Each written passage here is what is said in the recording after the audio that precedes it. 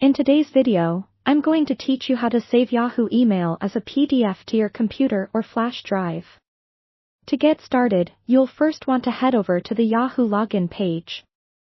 Here, you'll need to enter your Yahoo email address.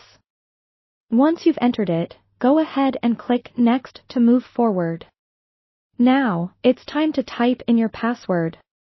After you've done that, click Next again, and this should take you directly into your Yahoo inbox. Now that you're in your inbox, the next step is to find the specific email that you want to save as a PDF. Once you've located it, click on the email to open it up fully. At the top of your opened email, you'll notice there's a printer icon.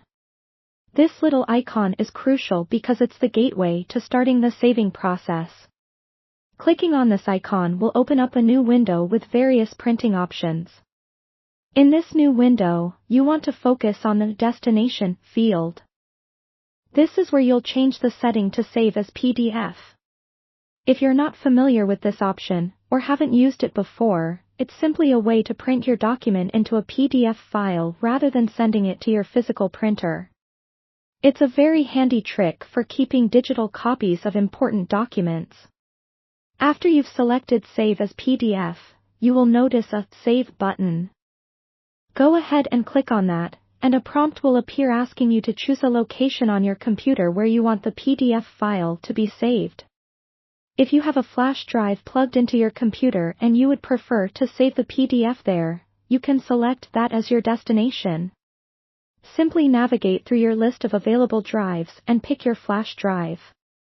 Once you've double-checked that you've chosen the correct location for your saved file, all that's left is to click Save one last time.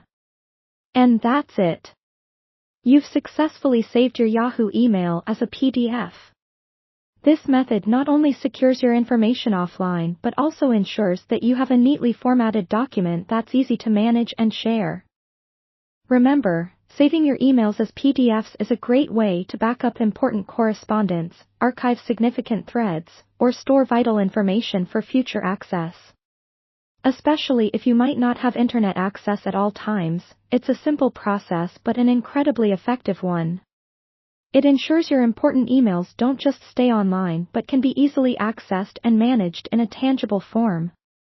I hope you found this guide helpful and that it makes managing your emails that much easier.